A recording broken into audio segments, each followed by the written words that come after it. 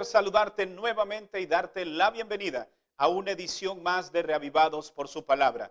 Hoy nos detenemos a meditar en el capítulo número 4 del libro de Isaías. Hace muchos años escuché a un hombre predicar acerca de este capítulo en un parque público. Sabes que él mencionaba una teoría que me llamó la atención y decía que todo hombre tiene derecho en la actualidad a 7 mujeres.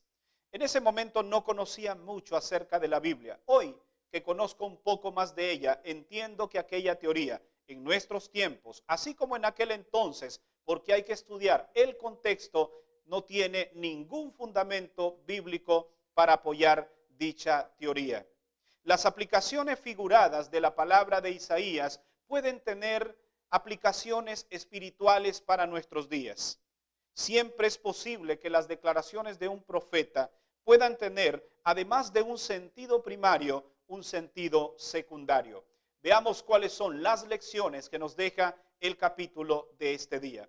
Analicemos el versículo en cuestión, el versículo 1, que declara lo siguiente: echarán mano de un hombre 7 mujeres en aquel tiempo, diciendo, nosotras comeremos nuestro propio pan, vestiremos nuestras propias ropas, solamente permítenos llevar tu nombre, quita nuestro oprobio. Veamos en primer lugar el contexto histórico en el cual se escribe el versículo que acabamos de mencionar. Los mejores varones hebreos habían caído en aquel tiempo ante las armas asirias, o habrían sido llevados cautivos por los enemigos del pueblo de Dios. Para cada soltero habría, por lo tanto, varias mujeres solteras. Estas pedirían a pocos de los hombres que quedaban que ellos pudiesen casarse con ellas. Varias de esas mujeres habían vivido en lujuria y en ocio y arrogantemente despreciativas por su embriagante esplendor. Se acercarían 7 mujeres a un mismo hombre y así pedir que él diera consuelo y que proporcionara matrimonio y así poder tener seguridad. No significa que esto sea un principio que nosotros debamos aplicar a nuestros días. Esto es lo que posiblemente ocurría en aquel entonces según el contexto histórico.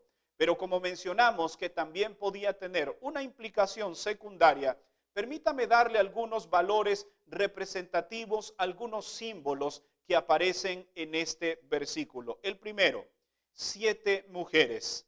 Ya en ocasiones anteriores hemos hablado que la figura de una mujer puede también perfectamente simbolizar a una iglesia, según lo declarado en Apocalipsis 12 y también en Lucas capítulo 18. El segundo símbolo dice que echarán mano de un hombre. Este hombre puede representar a Jesús, el deseado de todas las gentes, según Ageo capítulo 2, verso 7. El tercer elemento es, nosotras comeremos nuestro propio pan.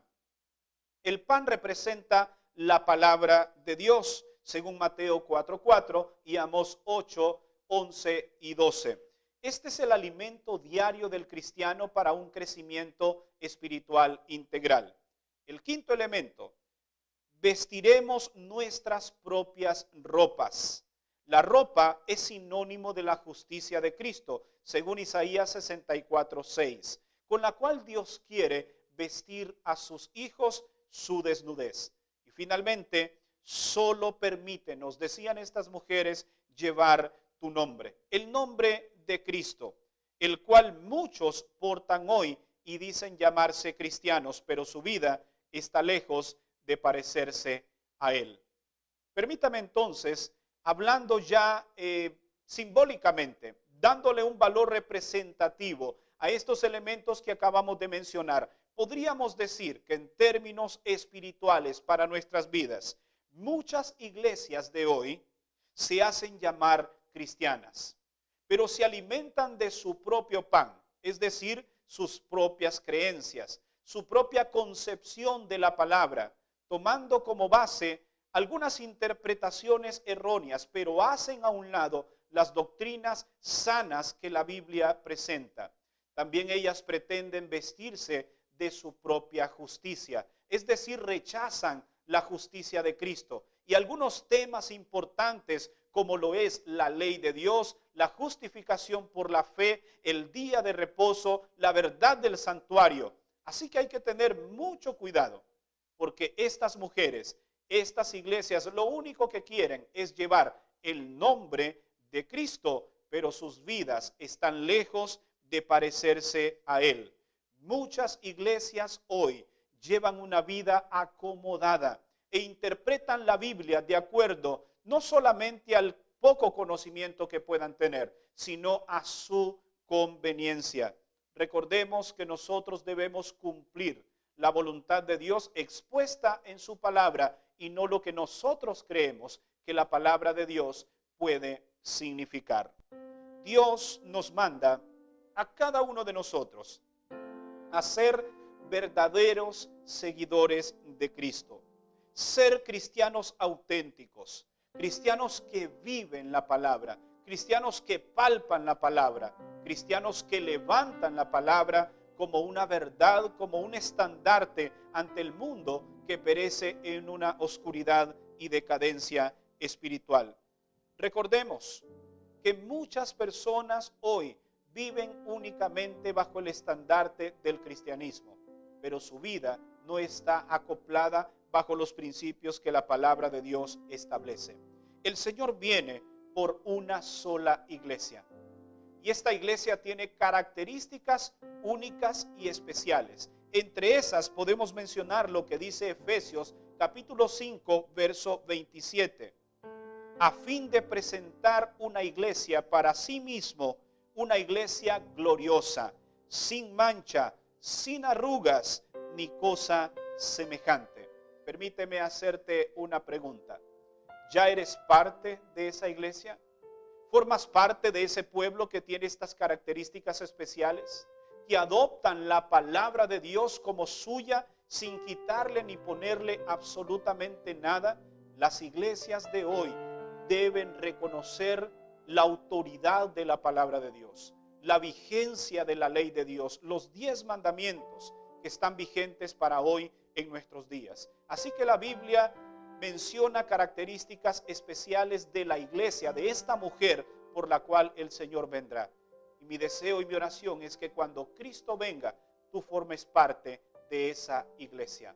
Búscala, y debes buscarla no en lo que otros digan, sino en lo que la palabra de Dios establece. ¿Te gustaría pertenecer a ese pueblo? Entonces te invito a que inclines tu rostro y ores conmigo y le pidas sabiduría al Señor para buscar esa mujer, esa iglesia que Dios tiene en esta tierra y que vendrá por ella en su segundo advenimiento. Inclina tu rostro, vamos a orar. Padre nuestro que estás en los cielos, ayúdanos no solamente a llamarnos cristianos, sino a comportarnos como uno de ellos. Permite que la palabra de Dios, tu palabra, sea nuestro mayor ejemplo, sea la brújula que nos indique por dónde debemos andar. Hoy recibimos tu justicia, porque nuestra justicia son como trapos de inmundicia. Gracias porque nos haces un llamado a pertenecer a este pueblo especial, el cual anhelamos conocer, y únicamente lo haremos a través del estudio de las Escrituras. Gracias por escucharnos, te lo pedimos en el nombre de Jesús. Amén. Gracias por habernos acompañado en el tema de hoy.